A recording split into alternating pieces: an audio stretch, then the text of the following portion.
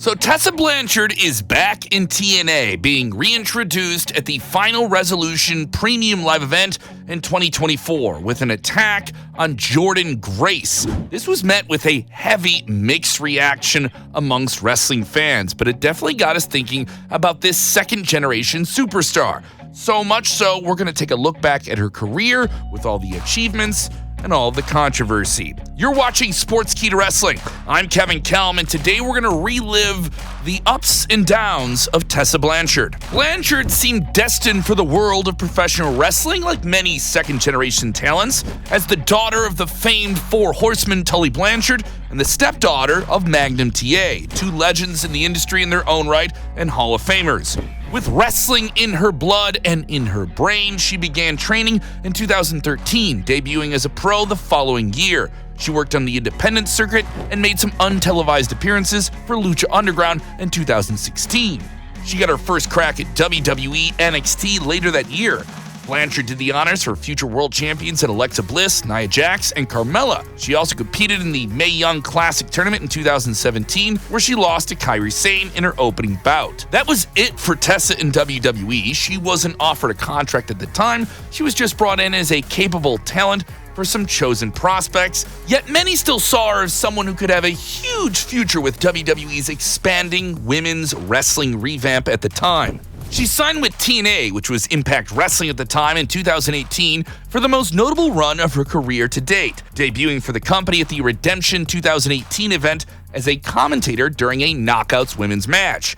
She quickly beat Kiera Hogan in a pair of bouts, but was defeated earlier in her run by Madison Rayne. Madison and Kiera then picked up a tag team win over Tessa and Shotzi Blackheart. Yes, that's Shotzi Blackheart from WWE, gold star for anyone that remembers her time in TNA. Blanchard, though, would start to have upward momentum, racking wins over Allie, Rebel, Alicia Edwards before challenging for the Knockouts Women's World Championship at the Impact Redefined event in August of 2018. That match, Tessa beat Allie and champion Su Yung to win her first Knockouts Women's World Championship. Around that time, she also competed in the original All In event in 2018, the ultimate all-star wrestling card that would eventually launch the groundwork for All Elite Wrestling.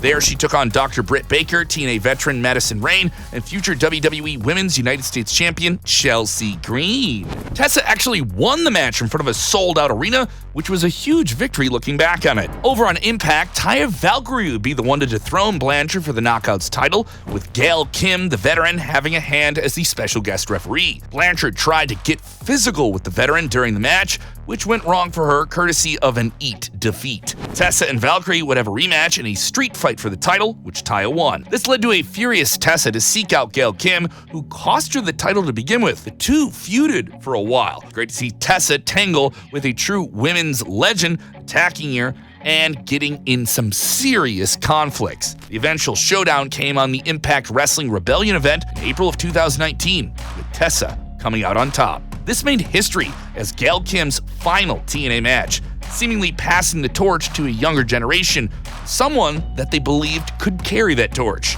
They even shared a few kind words after the bell. Tessa chased the Knockouts title for a few months following this, taking on an up-and-coming Jordynne Grace, who's also on the hunt to become one of the top names in the business.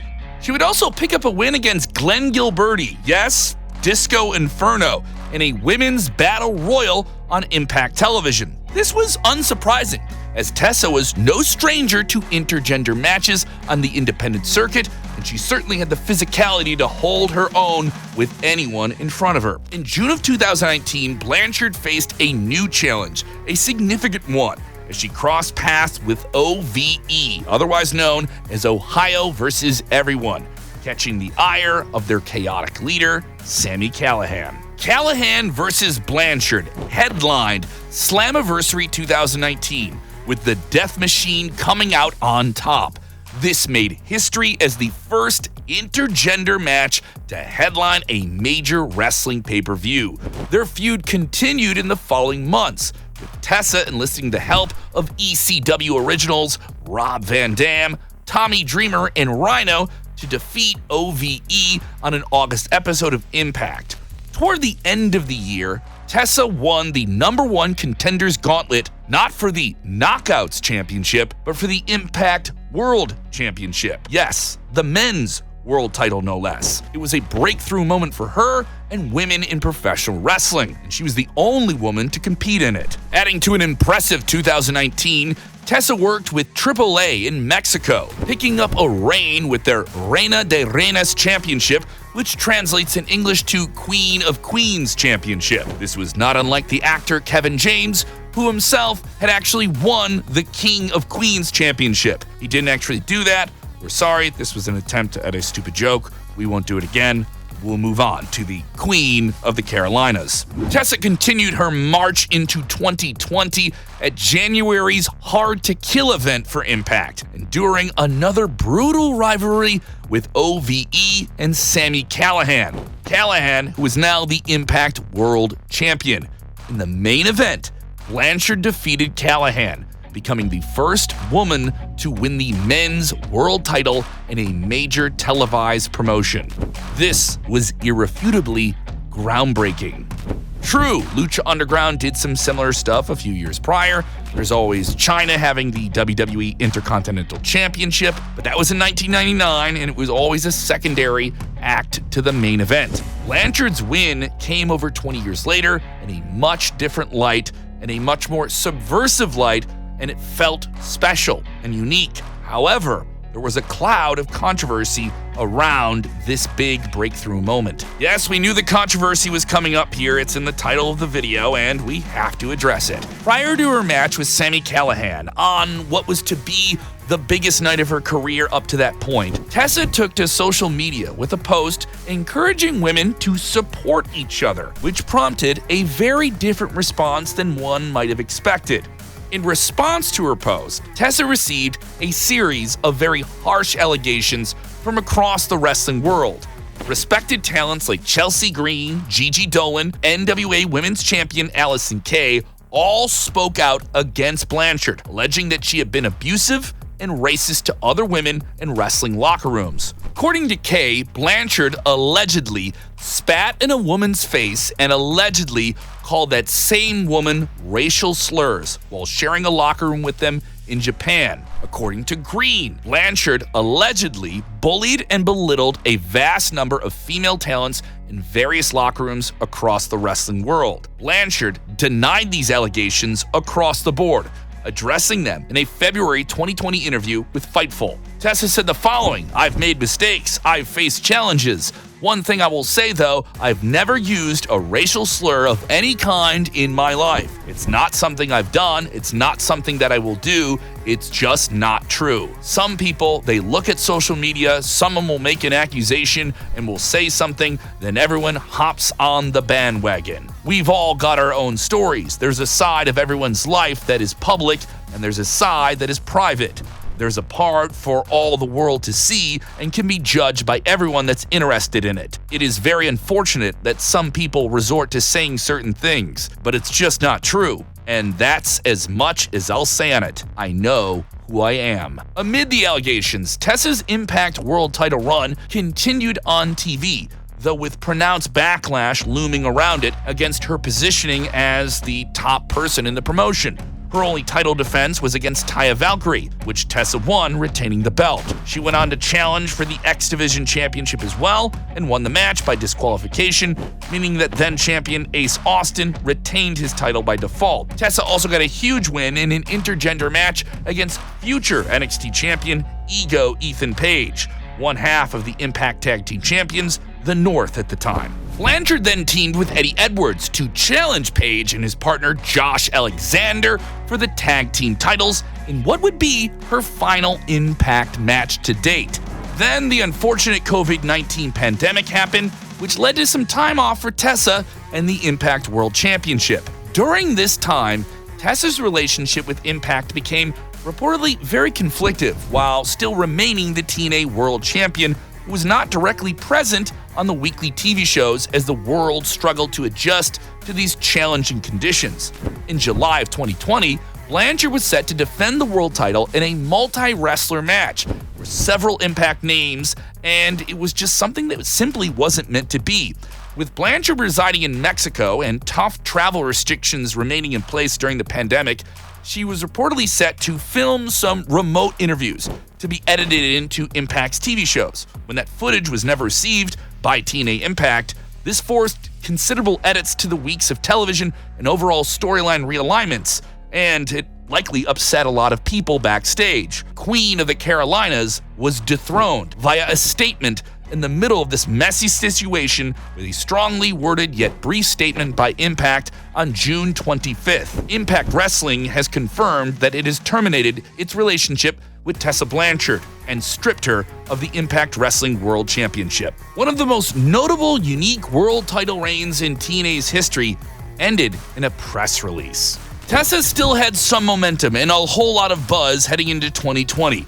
Ranked as a number 7 women's wrestler on the PWI Top 100 Females in 2020.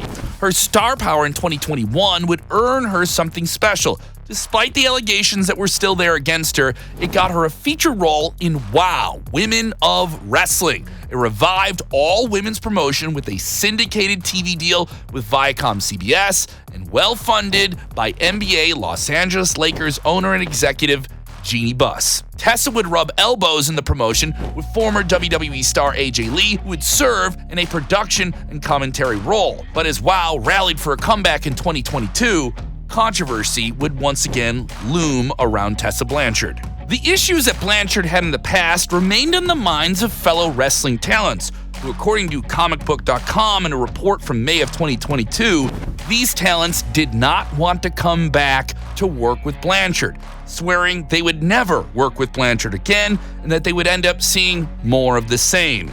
This caused a rift between Blanchard and WOW executive David McLean, and at some point the two sides stopped working together.